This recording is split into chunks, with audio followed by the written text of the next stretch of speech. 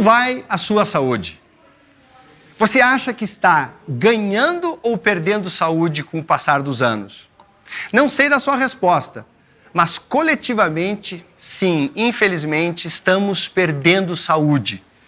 Prova disso são referências como essa que você está vendo agora, que pela primeira vez sugere que nossos filhos e netos viverão menos do que a gente. Mas como é que isso pode acontecer? Como é que isso vai acontecer no meio de um mundo de tanta possibilidade? Será porque comeremos muito mal? Será porque o sedentarismo piorará? Será porque o estresse e o neuromarketing vai dominar as nossas vidas? São muitas causas, mas hoje, aqui, nesse exato momento, eu vou explorar o que para mim é a principal causa da explicação do nosso declínio da saúde. A mentalidade reativa e desconectada entre médicos e pacientes. Estamos em 2021, mas eu quero voltar para 2013, quando me tornei professor da Faculdade de Medicina. Olha lá a minha foto no dia da aprovação. Felicidade máxima? Mais ou menos. Apesar de não sentir nada, de não ter nenhum sintoma físico, os meus exames admissionais revelavam um leve diabetes e rins que estavam começando a falhar, em plenos 39 anos de idade. Ao mesmo tempo, no meu consultório, com os meus pacientes, os resultados estavam muito abaixo do que eu esperava. Talvez porque eu contasse com apenas uma ferramenta, os chamados antis: antiepilético, antidepressivo, antipsicótico, anti-inflamatório e por aí vai. Era como se eu desse uma toalha para os meus pacientes debaixo de um chuveiro ligado, enquanto que o mais lógico seria desligar o chuveiro e atuar na raiz do problema. Eu era um especialista em pílulas. Eu era um especialista em sintomas e não na causa deles. Ou seja, nota 10 na prática e 0 na teoria. Resolvi então estudar o passado para entender o presente. E a história da medicina explicava muito bem essa forma inconsistente de relação entre médico e paciente. Há 25 séculos, por exemplo, um grego chamado Hipócrates inventou a medicina, razão pela qual no dia da minha formatura eu jurei em nome dele. Porém, lendo seus escritos no detalhe, detectei algo alarmante. Vi que ele tinha uma convicção absoluta de que o médico sabe tudo, o paciente sabe nada. Em 1910, Abraham Flexner, um americano, depois de visitar 130 faculdades de medicina, definiu o currículo das faculdades americanas, vigentes até hoje, mais de 100 anos, e exportou para o mundo inteiro. Segundo Flexner, o foco total era na doença, quase nada na saúde. Finalmente havia descoberto por que estava adoecendo e por que estava frustrado profissionalmente, pois o meu foco era apenas na doença e não nos pacientes que tinham a doença. Incapaz de reverter a minha própria mentalidade dentro do meu ambiente, a decisão de respirar novos ares, novos conceitos, em outras palavras, sair da caixa.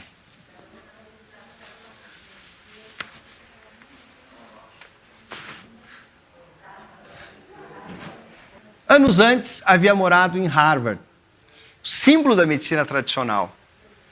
Portanto, resolvi dar uma guinada e fui para o outro lado do país, Califórnia, um lugar conhecido pela sua abertura, pela sua inovação.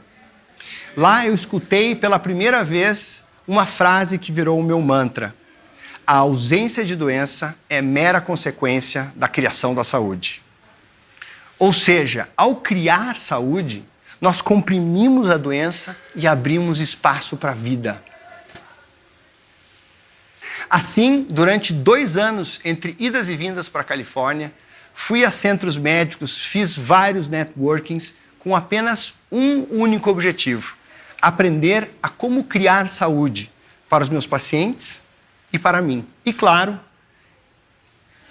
passar esse conhecimento para os meus alunos de volta ao Brasil.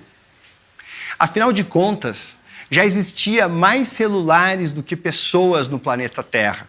E não era possível que as teorias de Hipócrates e Flexner, de desconexão entre médico e paciente, de foco total na doença, fossem eternos. E veio a pandemia em 2020. E com ela, a percepção unânime de que a saúde é a moeda mais valiosa do mundo, já que as pessoas previamente doentes foram as mais vulneráveis aos efeitos do vírus Covid. Não quero de forma alguma desmerecer a medicina que foca na doença. Puxa vida, nós dependemos tanto dela para novos tratamentos, para alívio de sintomas, até para a evolução da nossa especialidade. Os Estados Unidos são um bom exemplo disso que eu estou falando. Apesar da maior tecnologia e da produção científica, os índices de saúde deste país estão lá embaixo.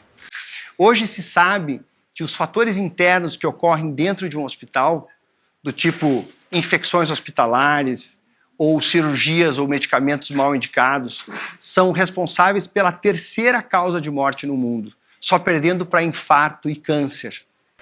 Conclusão disso? Precisamos criar cada vez mais saúde para precisarmos cada vez menos dos hospitais. Mas como criar saúde em um mundo tão reativo que espera a doença acontecer e enxerga o hospital como a única opção? Trago aqui duas propostas. A primeira é buscar um diálogo de igual para igual com o seu médico, um diálogo horizontal. Dessa forma, o médico passa de autoridade a um parceiro. Ele vai agir como um mentor, como um curador de informações em um mundo com tanta desinformação. A segunda solução é ser protagonista da sua própria saúde, uma espécie de ser médico de si mesmo. Para isso, eu bolei uma metodologia que se chama MAP, Movimento, Alimento e Pensamento. Sigla que nos remete à palavra mapa, onde o tesouro é a própria saúde.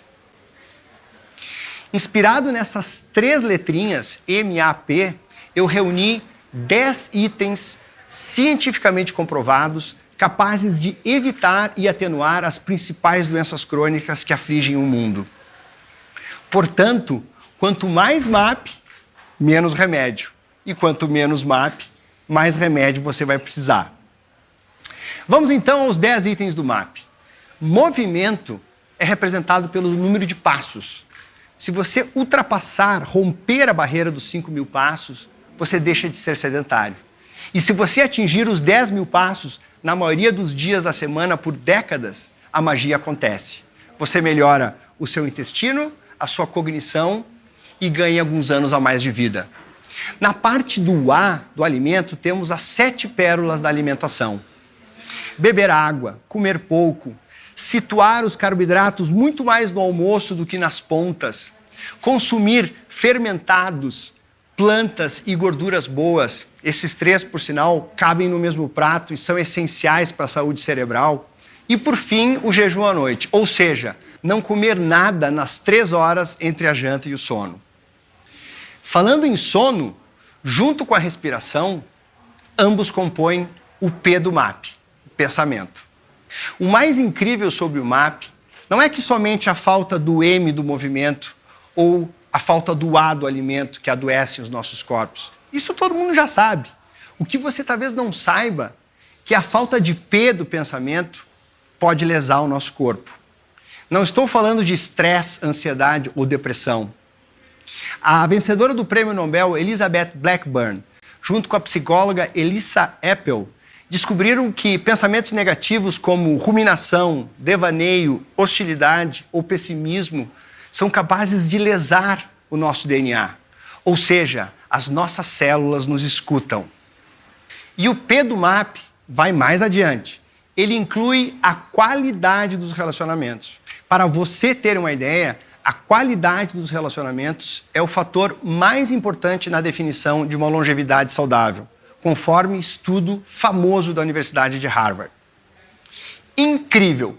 Estar bem consigo mesmo e lidar bem com as pessoas é tão ou mais importante do que ser magro ou não fumar. O médico ou a médica que estiver cuidando de você, que trata a doença e que cria saúde, ela não faz isso sozinha. Ela precisa de você. Pois a saúde não está nos consultórios, ela está na sua casa. especialmente na sua cozinha e na forma como você lida com pessoas. Por isso, escute com muita, mas com muita atenção o que eu vou dizer agora. Só você, ninguém mais pode decidir por qual dos dois caminhos trilhar. Ser reativo e esperar as doenças crônicas chegarem, ou ser proativo ou protagonista e empurrar as doenças para o mais longe possível ou até mesmo estancá-las e se beneficiar em tempo hábil dos avanços de uma medicina que cresce exponencialmente, trazidas, é claro, pelo seu parceiro, ou melhor, pelo seu médico. Obrigado.